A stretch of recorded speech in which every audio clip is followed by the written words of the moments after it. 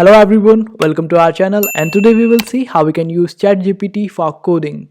So open up ChatGPT and after that you can type in the command for typing any code. So I asked ChatGPT to type me a code for a tic-tac-toe game, and this is what ChatGPT has replied.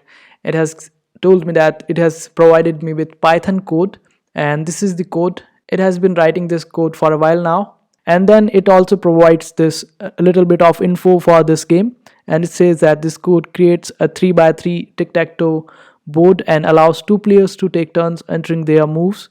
So basically this is a game for two players and it can be played on 3 by 3 format, and this is it. Now you can just copy this code and use it for this game.